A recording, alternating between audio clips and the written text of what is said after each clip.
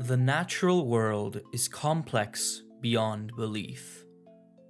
What we call the ecosystem is not one cohesive entity, but a web of interactions that spans millions of creatures and many more individual factors and influences. Everything influences everything, and thus nature is in a constant flux, an endless tugging and pulling into every possible direction at once, testing every possibility. And the possibilities that succeed are those that define the future of any given ecosystem. The natural world is therefore ever experimental, always exploring its own creativity for the sake of progress. This leads to a massive variety of creatures. Venturing into the world, you will find flying wyvern, fanged beasts, temnocerons, and many more. Beings of many shapes, sizes, and tempers. But sometimes you will encounter an odd phenomenon. A monster, just like one that you've seen before, and yet still different. A shell of different color, or maybe a completely dissimilar lifestyle. Identical and yet distant. These are the monsters classified as subspecies. The term subspecies is considered the lowest taxonomic rank possible within the animal kingdom, meaning that it's the last category by which you can distinguish different creatures, and the only category that goes further than species. Specifically, a subspecies is a genetically distinct branch of another existing species that emerged later in time. A subspecies is thus a version of a species that split off genetically at some point. A key defining feature of subspecies, and a great way to define them, is that they must be able to reproduce successfully with the main species as well as any other subspecies within that same family. The offspring of that reproduction may be sterile, they may be different, but as long as they are alive and viable, their parents share a species-subspecies relationship. The differences between main species and subspecies do not really follow a general pattern. It all depends on the specific circumstances that allowed a subspecies to emerge and differentiate itself from the main branch. This is a facet of evolution, the primary process by which nature develops and progresses. At the most basic level, evolution is the interplay between individuals, populations, and their environment. Imagine a creature that lives in the desert. It needs to be heat resistant, able to store up water, as well as have a body shape that allows for easy movement across the sand. Now, as this creature reproduces and its population goes through the various generations, mutations appear randomly across the various individuals. This is a normal part of life. As DNA is cloned and mixed during reproduction over and over again, errors and changes are simply unavoidable. DNA has a lot of fail-safes to help suppress these mutations, and of the ones that slip through, most of them are invisible and inconsequential. But sometimes, an individual may be born with a mutation that affects its fitness, its ability to stay alive and to pass on its genes. In the case of our creature, imagine one of them is born with a mutation to the gene that creates its skin. This could very easily affect our creature's heat resistance, either positively or negatively. If the mutation makes the creature less resistant to heat, thus reducing its fitness, it is very likely that it will die before being able to pass on its mutated genes.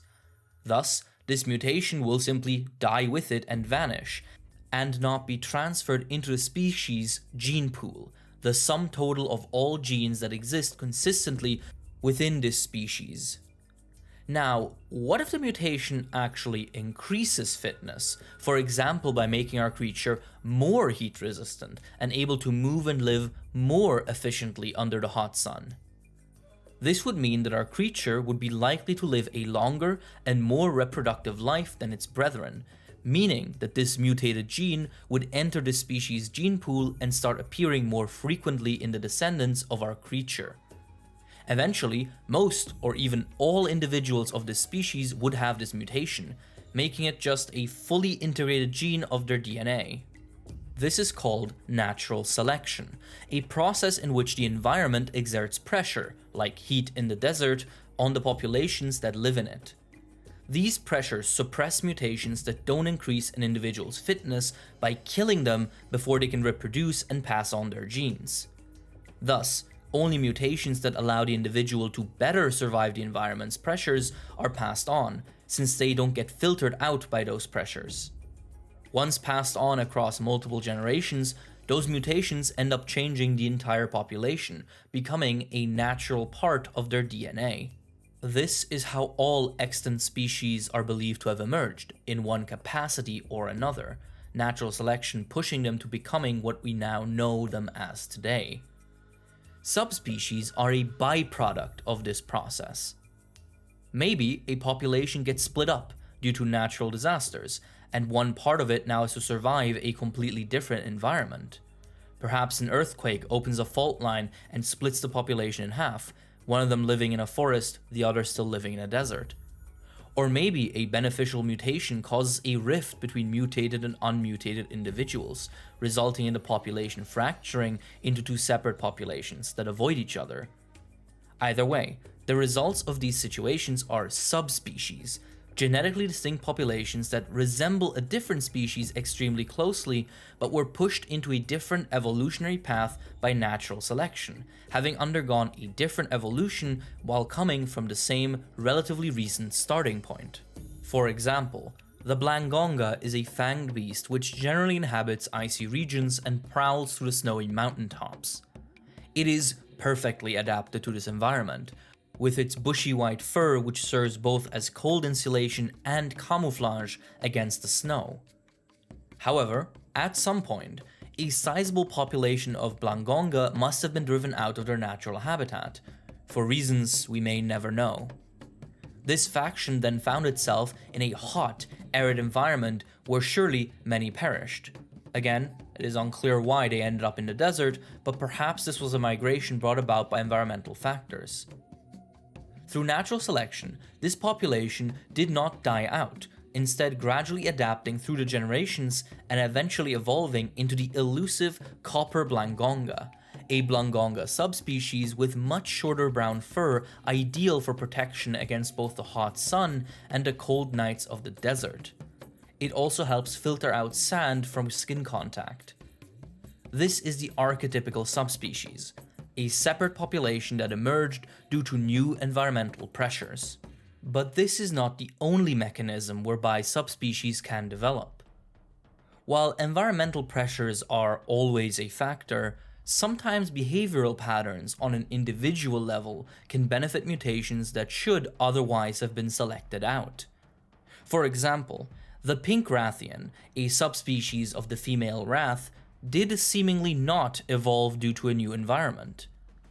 The pink pigmentation is a random mutation of the genes that codify the wyvern's shell, a mutation which sharply decreases the Rathian's fitness. Pink is, after all, not particularly good camouflage in the forested and desert regions that the Rathian usually inhabits. Rathians born with a pink shell should therefore have been selected into extinction, since they can neither hunt stealthily nor hide from other competitors and predators. But what happened instead is that while many pink Rathians undoubtedly died young, some of them survived by exhibiting heightened aggression and territorialism. Some pink Rathians countered their evolutionary disadvantage at camouflage by simply fighting back and winning whenever they were spotted. Just like how some humans are naturally more aggressive than others, Rathians also have diverse personalities, some that may be rooted in genetics, and those that were powerful and assertive enough to live life with a target on their back were eventually also able to pass on their genes, pink shell included. Thus, natural selection becomes conditional. Pink Rathians will be selected out and die, unless they also exhibit enhanced aggression and physical strength. Enough of them did, and now, countless generations later, pink Rathians exist as a genetically distinct subspecies, defined by their pink shell and a genetic predisposition towards aggressive behavior. There are more ways a subspecies can develop, but generally they are the result of genetic mutation colliding with environmental or individual pressures. The results vary wildly. Some subspecies are barely distinguishable from their main species, only changing in color or level of aggression. And yet others change more profoundly, gaining new powers or entirely modified body structures.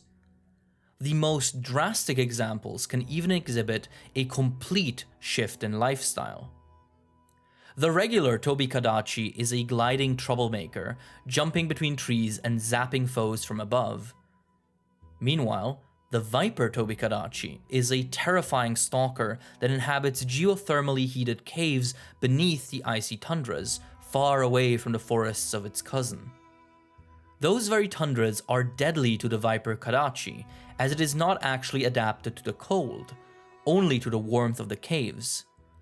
Due to this evolutionary trick, the Viper Kadachi must hunt efficiently when out and about, using its venom to paralyze and kill prey within seconds, before hurrying back into its lair. Interestingly, the New World continent seems to produce more extreme subspecies compared to those that initially emerged in the Old World. This may be related to the relationship of bioenergy in the New World, but alas, no studies have been conducted as of right now. However, nature rarely works entirely within the boundaries of our sterile definitions, and the Guild has never been infallible. The classification of subspecies is thus sometimes somewhat tenuous. A very famous case of this is the black Gravios. Despite having officially been classified as a subspecies in the Guild's early days, the black Gravios is not actually a genetically distinct species, but rather a special state achieved by regular Gravios. Specifically, a black Gravios is the result of a juvenile Gravios, which are called Basarios, gaining true mastery of its fire organ. These more fire-attuned Basarios then grow up to be Gravios, with chemically blackened shells due to their superior heat output, also known as black Gravios. The genetic aspect that is by definition inherent to subspecies is thus not present. A common hypothesis is that the black Gravios is actually in the process of becoming a subspecies. While technically all Basarios have the potential to master the fire abilities enough to grow into a black Gravios, some genetic factors such as the efficiency of their fire sac and the composition of their shell would logically make some Basarios more likely to become black Gravios, while most others would simply grow into a regular Gravios. If black Gravios can then pass on the genes that made their mastery of the flame possible, it is highly likely that eventually, maybe a few thousand years from now, they will establish themselves as a true subspecies, genetically distinct and consistently expressing the genes that hone their fire and blacken their shell. Thus, this classification has been justified by the Guild by describing it as a snapshot of an emerging subspecies that just hasn't fully formed yet. But not all controversial subspecies can be justified like this. Some classifications, especially those made within the first few years of the Guild effort, are simply incongruous with the accepted definition of what a subspecies is, and are thus outright incorrect. This has led to some factions within the Guild requesting an official revision of the Hunter's Encyclopedia, the authoritative source for information for hunters and scriveners alike. A key example in this request, and arguably the case that initiated this controversy, is the Black Diablos. During the first expeditions helmed by the hunters of Kokoto, reports of a Diablos with a black carapace shook the Guild, as this was unheard of. At this time, the term subspecies had not really been defined yet, and was a title given to any creature that looked similar to an already known one, while also clearly not being the same. And while sometimes this rudimentary shot-in-the-dark approach was successful, in some cases it was very wrong. A black Diablos completely violates the definition of subspecies because it is not a genetically distinct population at all. In fact, genetics do not factor into this. Instead, a black Diablos is simply a female Diablos in heat. During the mating season, female Diablos experience a hormonal flush that colors their shell and increases their mass, a sexual transformation roughly similar to what happens to male salmon during breeding season. Specifically, female Diablos turn into black Diablos in order to communicate their increased strengths to any competitors and courters. Once mating season ends, the black Diablos simply reverts back into a regular Diablos. Thus, black Diablos being classified as a subspecies is considered by many to be an obvious and antiquated mistake by the guild, one that should be corrected as soon as possible before it infiltrates even more guild writings. These are just some concerns regarding the guild's handling of the classification. There is, however, an even more nebulous case, a layer of classification only recognized by the Hunters Guild: the rare species. Subspecies is a biological group, and the lowest possible taxonomic rank. As far as scientific taxonomy is concerned, there is nothing below a subspecies. However, lower or parallel ranks can be added by non-scientific authorities in order to differentiate further or, for example, investigate a specific feature. That is the case for the Guild. It may be primarily concerned with research and natural science, but they are nonetheless a hunters organization and must thus also prioritize how their information will help their hunters' efforts. Rare species are, biologically speaking, not any different from subspecies. They are simply extremely powerful and disruptive ones. In order to communicate the increased danger of hunting such monsters, the guild classifies them separately as rare species in order to immediately let both handlers and hunters know that they are dealing with an advanced threat. The difference between a subspecies and a rare species is thus simply a matter of communication and functionalism. Rare species are extremely dangerous subspecies, so they are given a different name in order to warn those that would hunt them. Rare species are thus only very nebulously defined. There are, however, some general features that they all seem to share. For one, rare species are rare. They often emerge in secluded, isolated environments where sightings are unlikely and hard to report. These environments tend to also be fairly extreme and very harsh.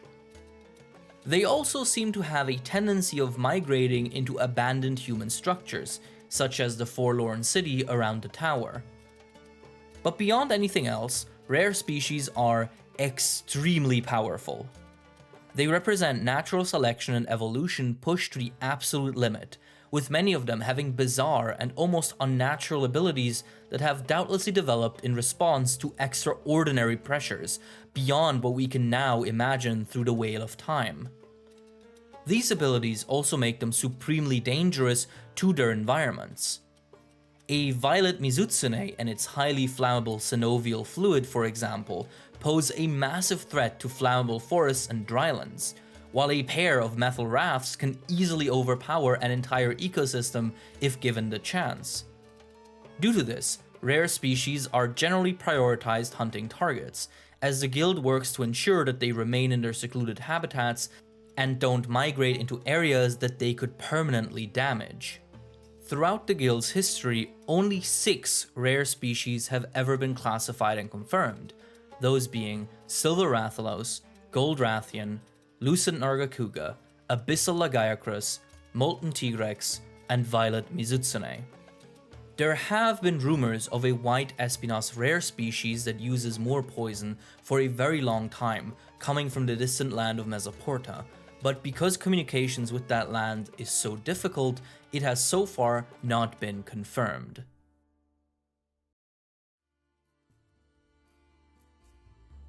The web of nature is extraordinarily complex.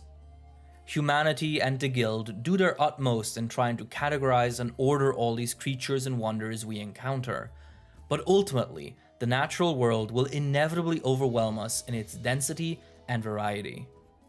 The subspecies are just one example of nature's creativity and variety, an example that continues to fascinate us. No matter how much we categorize, no matter how many phylogenetic trees we build, eventually we all have to understand that these things are too complex for us to completely understand.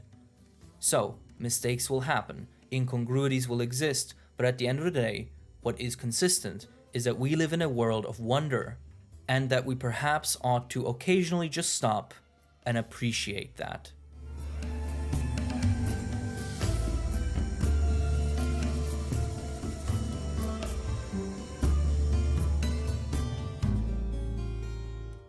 Thank you all for watching, and as always, a very special thank you to all of our patrons, including Carthair, Fictionape, Cini, Pidefuego, Courage, Eric Nelson, Ethan Miller, Iron Camel, Jameson Tate, Luden Ther, Oakwood Tree, Paracha, Peroskoko, Project Iceman, Wisdom Manari, Makot02, Mr. Pyramid, Mr. Meander, and Geo.